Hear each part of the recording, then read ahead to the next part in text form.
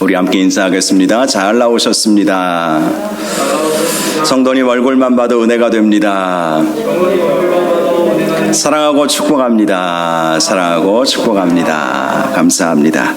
오늘 선교기도 10번째 시간입니다. 10차 선교기도회입니다. 오늘 말씀의 제목은 선교의 최종 목적은 예배입니다 라는 제목으로 말씀의 은혜를 함께 나누겠습니다. 미국 보스턴 지역에서 목회하셨던 A.J. 골든 목사님이라는 분이 계셨습니다. 그가 섬기는 교회는 보스턴 지역에서 많은 성도들이 모이는 교회로 알려지게 되었고요. 또 이 골든 목사님 역시 설교를 잘 하시는 목사님으로 인정받았습니다. 어느 날 이 목사님이 설교를 준비하기 위해서 목양실에서 말씀을 묵상하다가 깜빡 잠이 들게 되었습니다. 그리고 꿈을 꾸게 되었는데 꿈속에서 자신이 수많은 성도들 앞에서 설교를 하고 있었던 것입니다.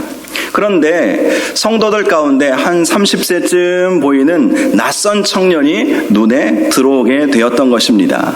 그래서 예배가 끝난 다음에 그 청년을 만나야 되겠다 이런 생각을 하고 강단에서 내려오게 되었는데 그 청년은 어디론가 사라지고 없더라는 것입니다.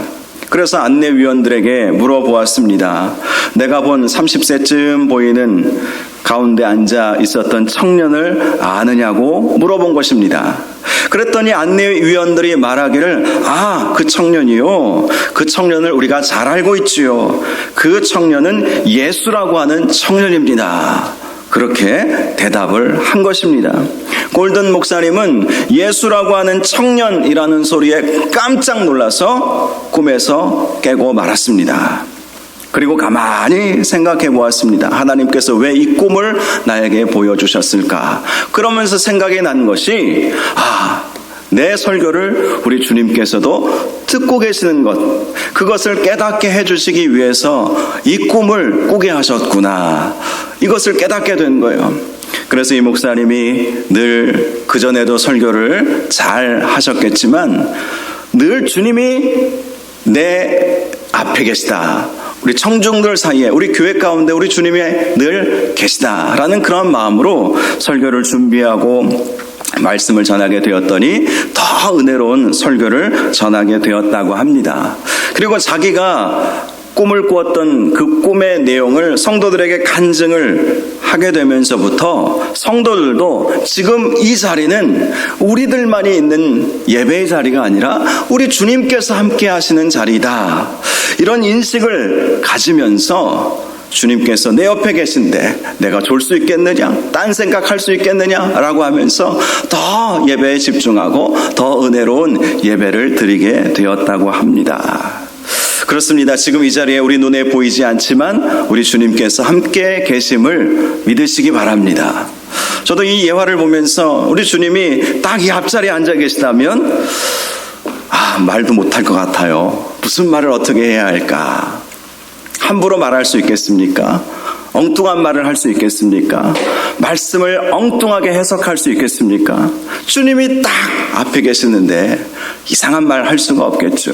여러분들도 마찬가지죠. 우리 주님이 맨 앞자리에 이렇게 앉아 계신다고 생각해 보십시오. 물론 맨 뒤에 앉아 계신 분들은 우리 주님은 나 못 보실 거야 하면서 조실지 모르겠지만 그러나 주님이 앞에 계시고 주님과 함께 우리가 예배 드리고 있다라고 생각하면 우리의 예배가 더 경건하고 더 거룩한 예배가 되지 않겠습니까? 물론 주님은 우리 눈에 보이지 않지만 우리가 늘 그런 마음으로 예배에 임해야 한다는 것이죠. 말씀을 전하는 자는 주님이 듣고 계신다. 또 예배를 함께 드리는 성도들은 주님이 함께 지금 예배를 드리고 있는 이 거룩한 현장이다. 이것을 생각하면서 우리가 예배에 임해야 하는 것입니다. 예배는 참 중요합니다. 하나님을 찬양하는 것, 하나님께 기도하는 것, 또 주님의 말씀을 듣는 것, 이것이 예배 아닙니까? 주님을 높여드리는 것, 주님의 임재를 경험하고 주님께 영광을 올려드리는 것, 이것이 바로 예배의 핵심인 것이죠. 하나님은 저와 여러분이 예배자가 되기를 원하심을 믿으시기 바랍니다. 영과 진리로 예배하는 자를 우리 주님은 찾으신다라고 말씀을 하여 주셨습니다. 저와 여러분이 주님이 찾으시는 그 예배자가 되시기를 주님의 이름으로 축원합니다. 우리가 조금 전에 불렀던 찬양 주를 위한 이곳에 예배하는 자들 중에 그가 찾는 이 없어 주님께서 슬퍼하신다, 이런 찬양을 함께 부르지 않았습니까? 주님께서 찾으시는 예배자가 없는 그 예배, 얼마나 우리 주님께서 슬퍼하시겠습니까? 돌아오는 주일, 종교개혁주일로 우리가 지키게 되는데요, 과거 구약시대에 두 번의 종교개혁이 일어났습니다. 이번 주일에도 말씀을 드리겠지만 히스기야 시대와 요시야 시대에 종교개혁운동이 일어났죠. 1500년대에 마틴 루터의 종교개혁 이전에도 교회 안에서는, 하나님의 백성들 사이에서는 끊임없이 개혁과 갱신의 운동이 일어났던 것이죠. 그런데 제가 주목했던 것은요, 이 요시야 왕의 종교개혁이었어요. 요시야 왕의 종교개혁의 핵심은요, 성전 재건에 있었습니다. 성전 재건. 성전 재건을 위해서 성전을 대대적으로 수리를 하게 되었어요. 왜 성전을 대대적으로 수리하게 되었겠습니까? 당시에 하나님을 제사하고는 있었지만, 하나님께 예배드리고는 있었지만 진정한 예배가 드려지지 않았기 때문이었습니다. 성전은 있었지만 그 성전에서 온갖 우상들을 예배하는 그 현장이 당시 예루살렘 성전이었던 것이죠. 거기에는 아세라 목상도 있었고요, 바알신을 제사하는 제단도 있었다고 합니다. 어떻게 여호와를 예배하는, 제사하는 그 여호와의 성전에 우상을 제사하는 제단이 있고 아세라 목상과 같은 우상들이 있을 수 있겠습니까? 그래서 그 모든 것들을 다 제거하고 성전을 대대적으로 재건축하게 되었던 것이죠. 그런데 그때에 성전을 수리하다가 하나님의 말씀을 발견하게 됩니다. 율법책을 발견하게 되었어요. 그 율법책을 많은 학자들이 신명기 말씀일 것이다, 이렇게 보고 있습니다. 그것은 무엇을 말하는 것입니까? 이 요시야 시대 이전까지만 해도 이 신명기 말씀, 율법의 말씀이 이스라엘 백성들 사이에서 회람되지 않았고 그 누구도 그 말씀을 선포하지 않았다는 것 아니겠습니까? 정말 너무나 어처구니 없는 일이 일어난 거예요. 하나님을 섬긴다고 하는 이스라엘 백성들 사이에서 하나님의 말씀이 없었던 것이죠. 말씀이 없으니 제대로 예배를 드릴 수 있었겠습니까? 제대로 하나님의 뜻을 이루어 드릴 수 있었겠습니까? 그래서 요시야 왕은요, 성전 개혁, 예배 회복, 말씀 회복 운동을 펼쳐나가면서 그의 개혁의 사명을 이루어 나갔던 것이죠. 예배가 개혁과 갱신의 핵심인 것이죠. 하나님은 예배하는 자들을 찾으시는 거예요. 저와 여러분이 하나님께서 찾으시는 예배자들 되시기를 주님의 이름으로 축복합니다. 지난 선교 기도회 때 기억하시는 분들은 아시겠지만 출애굽의 역사는 선교의 역사다, 이 말씀을 드렸습니다. 왜 출애굽의 역사가 선교의 역사입니까? 출애굽을 통해서 바로 왕이 하나님의 하나님 되심을 알게 하시겠다, 이런 말씀을 하여 주셨기 때문입니다. 이방 왕이었던 바로 왕, 애굽 왕이었던 바로 왕이 하나님의 하나님 되심을 인정할 수밖에 없게 만드는 것이 출애굽의 역사였어요. 그리고 애굽 백성들도 그 출애굽의 역사를 보면서 하나님을 알게 되리라. 천하 모든 만국이 그 놀라운 출애굽의 역사를 보면서 하나님을 알게 되리라. 그래서 그 출애굽의 역사는 선교의 역사다, 이렇게 말씀을 드린 것 아니겠습니까? 그리고 저와 여러분의 삶 속에서 이러한 출애굽의 역사와 같은 기적들이 일어나게 되면 그것을 보면서 하나님의 살아계심을 믿지 않는 사람들이 알게 되지 않겠는가? 그래서 기적을 경험하는 삶을 살게 하옵소서. 이렇게 우리가 함께 기도하고 우리 선교사님들도 기적을 경험하고 또 하나님의 역사를 나타내는 그러한 일들이 선교지에서 계속해서 일어나게 하옵소서. 이렇게 함께 기도하지 않았습니까?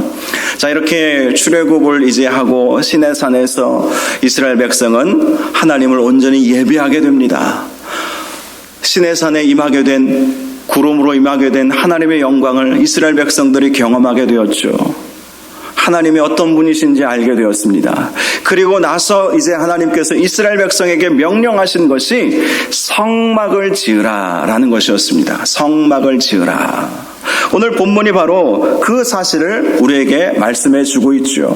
율법의 말씀을 주신 이후에 이제 이스라엘 백성들을 향해서 내가 거할, 너희가 나를 예배할 그 성막을 지으라, 이렇게 말씀을 하셨던 것입니다. 특별히 여러분, 오늘 본문이 나와 있는 출애굽기 25장, 이 25장부터 출애굽기 마지막 40장까지의 말씀은 다 성막에 대한 말씀이에요. 그것이 무엇을 말해주는 것입니까? 성막이 출애굽 역사에 있어서 가장 중요한 핵심이라는 것이죠.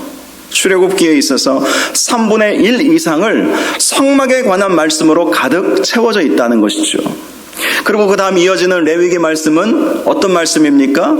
성막에서 어떻게 하나님을 예배해야 할 것인가, 번제를 어떻게 드려야 될 것이며, 화목제를 어떻게 드리며, 속건제, 속죄제를 어떻게 드리며, 너희들이 가지고 올 예물은 어떤 것들이며, 제물들은 어떻게 대해야 될 것이며, 이런 말씀들을 해주고 있지 않습니까? 그러니 출애굽기의 대부분의 말씀, 아주 많은 부분을 이 성막 예배와 관련되어 있는 말씀이라고 할 수 있고, 레위기를 통해서도 하나님은 예배를 어떻게 드릴 것인가, 이 예배를 굉장히 강조하고 있다는 사실을 발견할 수 있습니다.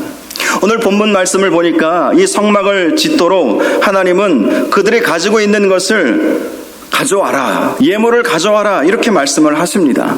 그러면서 기쁜 마음으로 내는 자가 내게 바치는 모든 것을 너희는 받을지니라, 이런 말씀을 하십니다.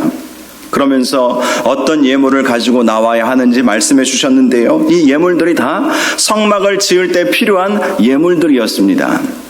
금과 은과 놋과 청색, 자색, 홍색 실, 가는 배실, 염소털, 붉은 물들인 순양의 가죽과 해달의 가죽, 그리고 조각목과 등유와 관유에 드는 향료와 분향할 향을 만들 향품과 호마노, 에봇과 흉패에 물릴 보석, 이것이 이러한 목록들이 나와 있죠. 이 목록은 다 성막과 관련된 예물들이었습니다. 그런데 이런 생각을 해볼 수 있죠. 당시 출애굽한 이스라엘 백성들이 무엇을 가지고 있기에 하나님께서 그들에게 이런 귀한 것들을 가져오라고 하셨을까 하는 것입니다. 그들은 애굽에서 노예 신분이었습니다. 아무것도 없는 상태였어요. 그리고 지금은 광야에 나와 있지 않습니까? 그런데 하나님께서 이스라엘 백성들을 향해서 어디서 그런 것들을 구해서 가지고 오라고 하셨던 것일까요? 그런데 그러한 생각은 기우에 불과한 것입니다. 왜냐하면 당시 이스라엘 백성의 수중에는 참으로 귀한, 진귀한 보물들이 많이 있었기 때문이었습니다. 출애굽기 3장을 보니까요, 하나님께서 모세에게 이스라엘 백성, 내 백성을 출애굽시키라, 이렇게 말씀하지 않으셨습니까? 그때 하나님께서 모세에게 이런 말씀을 해주셨어요. 출애굽기 3장 21절에서 22절을 보니까, 내가 애굽 사람으로 이 백성에게 은혜를 입히게 할지라 너희가 나갈 때 빈손으로 가지 아니하리니. 자, 출애굽하는 이스라엘 백성들이 빈손 들고 가지 않도록 하나님께서 해주시겠다고 약속하셨다는 것이죠. 그러면서 이렇게 말씀합니다. 여인들은 모두 그 이웃의 사람과 및 자기 집에 거류하는 여인에게 은폐물과 금폐물과 의복을 구하여 너희 자녀를 꾸미라. 너희는 애굽 사람들의 물품을 취하리라. 그런데 이 물품을 억지로 빼앗은 것은 아니었습니다. 실제로 출애굽기 12장 35절에서 36절을 보면 이스라엘 백성들이 애굽을 탈출할 때에 수많은 애굽 사람들이 이스라엘 백성들에게 그들이 구하는 대로 다 주었다고 말씀하고 있습니다. 그 이유에 대해서 이렇게 말씀하고 있어요. 하나님께서 애굽 사람들에게 이스라엘 백성에게 은혜를 입히게 하사 그들이 구하는 대로 주게 하셨다. 애굽 사람들이 이스라엘 백성을 바라보면서 긍휼히 여기는 마음을 갖게 되었다는 것이죠. 그래서 이제 애굽을 떠나는 그 이스라엘 백성들이 자기들에게 구하는 대로 은금 패물을 대가를 바라지 않고 거저 주었다는 거예요. 원하는 대로 주었다는 거예요. 하나님께서 애굽 사람들의 마음을 변화시켜 주었던 것이죠. 그들은 이스라엘 백성을 학대했던 사람들이었습니다. 부려먹을 만큼 부려먹었던 사람들이었습니다. 그런데 하나님께서 그 애굽 사람들의 마음에 변화를 주셔서 빈손 들고 이스라엘 백성이 나가지 아니하도록 온갖 각종 귀한 보석들, 보물들, 옷들을 가지고 나갈 수 있게 하셨어요. 심지어 가축도, 엄청나게 많은 가축도 가지고 나갈 수 있도록 하나님께서는 은혜를 베풀어 주셨던 것입니다. 그러므로 오늘 본문에서 기쁨으로 내 성막을 짓기 위해 필요한 모든 물품들을 가지고 오면 그것으로 성막을 건축하라고 말씀하실 수 있었던 것이죠. 이 기쁨으로라고 하는 이 말씀은 이 기쁨으로 가져오라라고 하는 히브리어는요, 레바브라고 하는 단어를 쓰는데, 이 레바브라고 하는 단어는 마음이라는 의미를 가지고 있습니다. 그런데 단순히 마음만을 의미하는 것이 아니라 의지, 생각, 어떤 사랑, 용기, 기쁨 이런 것들을 포괄하는 단어라고 합니다. 자, 기쁨으로 가지고 나와라. 기쁜 마음뿐만 아니라 의지와 헌신의 마음과 또 감사의 마음으로 그 모든 것들, 내가 너희에게 거저 준 것. 이스라엘 백성에 무슨 돈이 있었겠습니까? 무슨 은금 패물이 그들에게 있었겠습니까?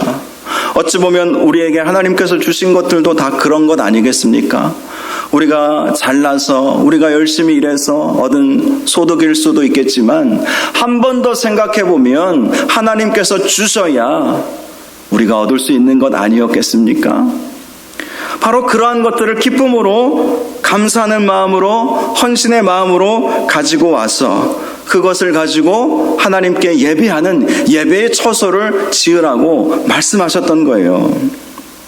결국 이것은 우리의 예배가 어떠한 예배가 되어야 하는지 말씀해 주시는 것이죠. 기쁨으로. 기쁨의 예배가 되어야 한다는 거예요. 하나님 앞에 성막을 지을 때 너희들이 가지고 있는 것을 기쁨으로 가지고 나와서 그것으로 하나님을 예배할 처소를 지으라. 우리의 예배는 기쁨의 예배가 되어야 한다는 거예요. 우리의 헌신이 담겨져 있어야 한다는 것입니다. 감사의 마음이 담겨져 있어야 한다는 것입니다. 주님께서 주신 것에 감사하는 그 마음으로, 주님을 사랑하고자 하는 그 마음으로 하나님 앞에 감사와 찬양과 영광을 올려드리는 것, 그것이 바로 예배라는 사실을 발견할 수가 있는 것이죠. 바로 이처럼 하나님은 성막을 만들어서 이스라엘 백성으로 하여금 예배하는 공동체가 되게 하셨다는 사실을 알 수가 있는 것이죠. 출애굽 이후에 시내산에서 하나님을 경험하게 하시고, 하나님께서 모세를 통해서 율법의 말씀을 주시지 않았습니까? 그리고 율법의 말씀을 받은 이후에 하나님은 성막을 짓고 그곳에서 나를 예배하라, 나를 제사하라, 그렇게 말씀을 해주셨다는 거예요. 하나님께서 이스라엘 백성을 부르신 이유가 바로 그러한 예배 공동체를 만들고 싶으셨기 때문 아니었겠습니까? 그래서 바로에게 시내산에 가서 예배 드릴 테니 이스라엘 백성을 보내주라고 그렇게 말한 것 아니겠습니까? 그렇습니다. 하나님께서 하나님의 백성을 부르시는 이유는 예배하도록 부르시는 거예요. 예배하도록. 저와 여러분을 부르신 이유도 하나님을 온전히 예배하도록 하나님께서 저와 여러분을 부르셨다는 것입니다.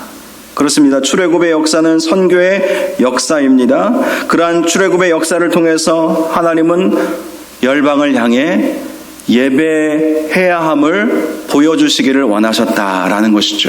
출애굽을 통해서. 당시에 이스라엘 백성이 장정만 60만이 넘었지 않습니까? 어린 아이들, 노인들, 여인들 합하면 200만 이상의 사람들이 광야에 모여 있었어요. 그런데 민수기 말씀을 보니까요, 성막을 중심으로 그들은 운행을 했습니다. 성막 중심으로 12지파가 이렇게 진열이 되어서 진을 구성해서 구름이 떠오르면 그들은 움직였어요. 구름이 떠오르지 아니하면 움직이지 않았어요. 그것이 무엇을 말해주는 것일까? 저는 말씀을 묵상하면서 이런 생각을 했습니다. 구름이 떠오르지 않으면 말씀을 보니까요, 민수기 말씀 보니까 한 달이건 1년이건 그 자리에 머물러 있었대요. 그런데 구름이 떠오르면 그제서야 움직일 수 있었다는 거예요. 구름이 상징하는 것이 무엇입니까? 그것은 하나님의 임재를 상징하는 거예요. 즉 한마디로 이스라엘 백성이 움직이려면 은혜 받아야 된다는 거예요. 하나님의 임재를 경험해야 된다는 거예요. 그러니 당시 이민족들이 그 광야 주변에 얼마나 많이 있었습니까? 아말렉과도 전투하지 않았습니까? 미디안 족속 제사장이었던 이드로가 이 자신의 사위였던 모세를 찾아와서 그 놀라운 역사의 현장을 듣고 보고 하나님을 찬양하는 일이 있었다. 지난번에도 그 말씀을 드리지 않았습니까? 광야 주변에는 수많은 이민족들이 있었어요. 멀리는 모압도 있었고요, 에돔도 있었고요. 광야에서 사는 그러한 다양한 민족들, 잡족들 참 많이 있었습니다. 하나님께서 왜 이스라엘 백성들을 출애굽시키셔서 광야에서부터 예배하게 하셨을까? 그것은 예배가 무엇인지 모르는 이방인들에게 예배는 이것이다. 하나님께서 택하신 백성은 이렇게 예배한다. 그것을 보여주려고 하는 의도가 그 가운데 있었다는 것이죠. 그래서 여러분, 이 출애굽의 역사는 선교의 역사이며 동시에 하나님께서 예배 공동체를 세우기 위한 하나님의 목적이 그 가운데 담겨 있다는 것을 알 수 있는 것입니다. 여러분, 그래서 선교라고 하는 것은요, 예배가 목적이 되어야 하는 거예요. 존 파이퍼라고 하는 목사님은 이런 말씀을 했어요. 선교는 예배가 존재하지 않기에 존재한다. 여러분, 선교는요, 예배가 없는 곳에 예배자가 들어가서 예배하는 것이 선교입니다. 당시 이스라엘 백성은 광야에서 하나님을 예배하는 예배자가 하나도 없었기에 하나님께서는 그 땅에서 성막을 짓고 그곳에서 이스라엘 백성으로 하여금 예배하게 하신 것이죠. 가나안 땅을 왜 점령하게 하셨습니까? 하나님께서 아브라함을 그 땅으로 보내셨던 이유 중에 하나는 그 땅에서 하나님을 예배하도록 하시기 위해서였던 것 아니겠습니까? 그래서 이스라엘 백성으로 하여금 가나안 땅에 들어가게 하신 거예요. 그 땅에 가서 하나님을 예배하는 예배 공동체로 살도록 하기 위한 하나님의 계획이 그 가운데 있었던 것입니다. 선교에 여러 가지 사역들이 있겠지만 가장 중요한 것은 예배하지 않는 사람들이 예배하게 하는 것. 그것이 가장 중요한 선교의 목적이라는 것이죠. 1885년 4월 5일 부활주일에 제물포항에 첫 발을 내딛었던 언더우드 선교사님이 계십니다. 그분의 기도문이 있어요. 언더우드 선교사님의 기도문. 그 기도문 가운데 보면 이렇게 시작을 합니다. 오 주여, 지금은 아무것도 보이지 않습니다. 주님, 메마르고 가난한 땅, 나무 한 그루 시원하게 자라 오르지 못하고 있는 땅에 저희들을 옮겨와 앉히셨습니다. 언더우드 선교사님은 하나님께서 자기들을 이 암울한 땅, 가난한 땅, 메마른 땅, 희망도 없는 그러한 땅에 옮겨와 심으셨다. 이렇게 고백을 하고 있는 것입니다. 왜 그렇게 심으셨겠습니까? 그의 기도는 이렇게 마무리를 하고 있습니다. 지금은 예배드릴 예배당도 없고 학교도 없고 그저 경계와 의심과 멸시와 천대함이 가득한 곳이지만 이곳이 머자나 은총의 땅이 되리라는 것을 믿습니다. 주여, 오직 제 믿음을 붙잡아 주소서. 언더우드 선교사가 소망했던 것은 지금은 아무것도 없는 희망도 보이지 않는 땅이지만 하나님께서 자기를 이곳에 심으셨기에 이곳이 머자나 은총의 땅이 되어서 하나님을 예배할 수 있는 예배당들이 늘어나는 그 꿈을 본 것이죠. 여러분, 언더우드 선교사가 꿈꾸었던 것은 이 땅이, 이 조선 땅이 하나님을 예배하는 그 땅이 되기를 원하는 그 꿈을 꾸었다는 것이죠. 그 꿈 때문에 조선 땅에 오게 되었다는 것입니다. 하나님을 예배하는 것, 그것이 선교의 최종 궁극적인 목적이기 때문에, 그래서 우리가 교회를 세우는 것이 그렇게 중요한 것 아니겠어요? 요한계시록 7장 9절 말씀을 보니까 사도 요한이 이 시대의 마지막 시대에 이루어지는 일들에 대해서 보면서 이런 환상을 보았습니다. 각 나라와 족속과 백성과 방언에서 아무도 능히 셀 수 없는 큰 무리가 나와 흰옷을 입고 손에 종려가지를 들고 보좌 앞과 어린 양 앞에 서서 구원하심이 보좌에 앉으신 우리 하나님과 어린 양께 있도다. 수많은 사람들이 모여 있었는데 가만히 보니까 각 나라별로, 각 족속별로, 백성별로, 각 방언별로, 오늘날로 말하면 우리나라에서 전라도 사람, 경상도 사람, 충청도 사람, 그렇게 각 방언별로 다 모여서 하나님을 찬양하는 수많은 셀 수 없는 무리가 하나님을 찬양하는, 마지막 시대에 하나님을 찬양하는 그 모습을 보았어요. 하나님의 마음이 거기에 있는 것이죠. 세상 모든 민족이 주님을 알고 주님을 찬양하는 것, 그것이 바로 하나님의 마음이라는 것입니다. 그 일을 위해서 저와 여러분을 부르신 거예요. 예배자가 되라. 너희의 예배의 모습을 통해서 믿지 않는 사람들이 예배자로 서게 해라. 그래서 우리 한 사람의 예배가 참 중요한 것입니다. 나 한 사람의 예배가 나와 하나님과의 관계 속에서 만족될 예배만이 아니라 나 한 사람의 예배를 통해서 믿지 않는 사람들이 그 예배를 보고 하나님을 알게 되고 그도 하나님을 예배하는 사람이 될 수 있기 때문인 것이죠. 선교는 예배자를 세우는 것입니다. 하나님께서는 이스라엘 백성으로 하여금 성막을 지으라. 성막에 대한 말씀이 너무나도 많이 나와 있는 것은 이스라엘 백성이 온 열방을 향해서 예배자의 모습으로 서게 하기 위해서였다는 사실을 우리가 꼭 기억하시기를 바랍니다. 저와 여러분의 예배가 너무나도 중요하고요. 우리 선교사님들의 예배가 현지인들이 보기에 어찌 보면 처음부터는 구경하는 예배가 될 수 있겠지만 그 예배를 통해서 그들도 예배자가 될 수 있는 것입니다. 특별히 저와 여러분의 예배가 너무나도 중요하다는 사실을 꼭 기억하시기 바랍니다. 우리가 드리는 이 예배는 예배를 드리고 싶어도 예배 드리지 못하는 선교지에 있는 수많은 사람들을 대신해서 드리는 예배라는 의식을 가지고 하나님 앞에 예배 드려야 하는 것입니다. 선교를 위해서 기도하면서 열방을 향해서 기도하면서 우리가 예배 드려야 하는 것이고, 또 열방에 나아가서 복음 전하시는 우리 선교사님들을 생각하면서 함께 예배 드려야 하는 것이고, 온 열방이 주님께 돌아와 예배할 수 있는 그날을 꿈꾸면서 예배하는 것이 우리의 예배가 되어야 하는 것입니다. 선교의 최종 목적은 예배입니다. 하나님은 이스라엘 백성을 출애굽시키셔서 예배 공동체로 삼으시고 광야에서 예배하게 하시고 가나안 땅에서 예배하게 하시고 그들의 예배를 수많은 이민족들이 보게 하심으로 그들도 예배자로 서기를 원하셨다라는 사실 오늘 말씀을 통해서 깨달으시고, 우리 선교사님들이 하나님을 진정으로 예배하게 하시고 또 우리 선교사님들을 통해서 하나님을 예배하는 놀라운 역사들이 현지인들 가운데 일어나게 하시고 더 많은 교회들이 세워지게 하여 주시옵시고, 특별히 나의 예배가 하나님께서 기뻐하시는 예배가 되므로 나의 예배를 통해서 온 열방이 주님 앞에 돌아오는 놀라운 역사도 일어날 수 있도록 인도하여 달라고 함께 기도하는 이 밤 되시기를 주님의 이름으로 축복합니다. 이 시간 우리 함께 기도하기를 원하는데요.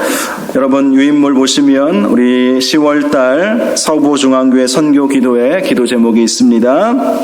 우리가 늘 기도의 뜻이 우리 두 번 나누어서 함께 기도하기를 원합니다. 첫 번째 우리 윤선호 선교사님부터 시작해서 좋은길 선교사님까지 먼저 기도 제목을 보시면서 기도하시고, 또 뒷장 넘기셔서 우리 김민준 간사님부터 시작해서 또 북한 선교 기도 제목까지 또 이어서 기도하도록 하겠습니다. 먼저 앞장 기도 내용을 보시면서 함께 우리 간절히 이 내용을 읽어가면서 기도하셔도 되겠습니다. 우리 주여 한번 부르짖고 위에서 기도하겠습니다. 주여, 거룩하시고 존귀하신 아버지 하나님, 오늘도 이렇게 선교 기도회로 모여서 하나님 앞에 우리 선교사님들 위해서 기도할 살아갈 수 있도록 인도하여 주시니 감사합니다. 우리 윤선호 박건숙 선교사님 위해서 기도합니다. 일본의 8천여 교회에 참된 부흥의 은혜가 임할 수 있도록 인도하여 주옵소서.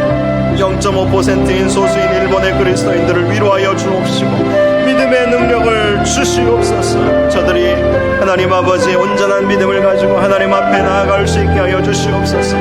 우리 요양원에 계신 우리 윤선호 선교사님의 모친 김한중 원사님 모두의 치매 욕창 등으로 건강이 좋지 않다고 합니다. 주님의 불쌍히 여겨 주시옵소서. 남은 안식년을 폐암 치료과 내년 복직을 위해 잘 준비할 수 있도록 인도하여 주시옵소서. 12월 중에 우리 교회에 와서 선교제일 말씀을 전하게 되었는데 성령의 임재가 있는 말씀과 예배가 되게 하여 주시옵소서. 이 온맘 최대의 선교사님 이번 주일에 요한복음 성경 퀴즈 대회를 합니다. 다음 주 연휴 기간엔 말씀학교도 시작하려고 합니다.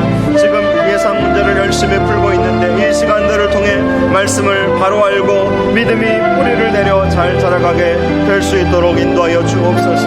교류지방에 사는 세빌 할머니가 간 경변으로 긴급히 치료를 받기 위해 올라왔습니다. 2주 정도 저희 집에 머물며 치료와 검사를 하고 있는데 기도하며 치유의 은혜를 입게 해 주옵시고 무엇보다도 지금은 좌골 신경통으로 두 다리가 심하게 아파서 고통스러워합니다. 치료의 길을 찾을 수 있도록 인도하여 주옵소서. 아이다 자매가 알레르기로 인해 자주 목과 머리까지 부어오르고 숨쉬기도 힘든 시간들을 보내고 있습니다. 그럼에도 모임에 섬기는 일을 열심히 감당하며 기쁘게 헌신하는 모습이 감사합니다. 건강히 회복하여서 더 잘 섬길 수 있도록 인도하여 주시옵소서. 우리 김재선 이현옥 필리핀 선교사님 위해서 기도합니다. 입금 선교교회 성도들이 온전히 하나님 아버지의 말씀으로 바로 세워지고 입금 마을 공동체에도 선한 영향력을 발휘할 수 있도록 인도하여 주시옵소서. 조리 백혈병에서 엘리니 뇌수막염에서 온전히 자유롭게 되게 하시고 모든 이들이 하나님께 영광을 돌릴 수 있게 해주시옵소서. 온전한 치유의 은혜가 임하게 하여 주시옵소서. 로렌스 보육원 회원 과정의 조속히 진행되게 하시고 원생들이 학업을 계속 감당하고 삶의 보금자리도 마련될 수 있도록 인도하여 주시옵소서.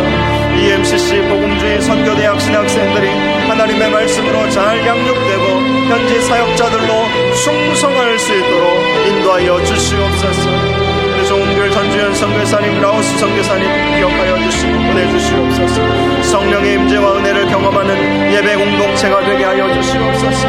고치 4명 중 2명은 아직 예수님을 믿지 않는데 그들이 먼저 예수님을 알고 영접할 수 있게 하여 주시옵소서. 축구 사역을 통해서 초등학생들에게 복음이 전해지는 날을 허락하여 주시기를 원합니다. 언어 학원 사역을 통해서 지역 청소년들에게 선한 영향력을 미치게 하여 주시옵소서. 원장님 꿈과 교사들에게 복음이 전해지게 하여 주시옵소서. 우리 선교사님 부부가 영육간에 강건하고 늘 겸손하게 하나님의 인도하심을 따라갈 수 있도록 인도하여 주시옵소서. 하나님, 우리 의연이가 대입 지원 중에 있습니다. 29일 토요일 한동대 수시 면접이 있는데 담대하게 임할 수 있도록 인도하여 주시옵소서. 내일입니다. 우리 주님께서 도우시고 함께하여 주시옵소서. 성현이가 하나님을 인격적으로 알고 비전과 사명이 분명해질 수 있도록 주 하나님 인도하시고 함께하여 주시옵소서. 하나님의 놀라운 역사하심으로 우리 선교사님들의 사역 가운데 기름 부으심이 있게 하여 주시옵시고 하나님의 놀라운 역사를 이루어갈 수 있도록 우리 주님 도우시고 인도하여 주시옵소서.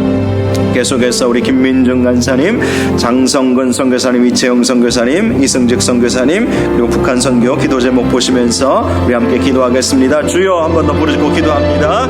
주여 하나님 아버지, 하나님 우리 김민준이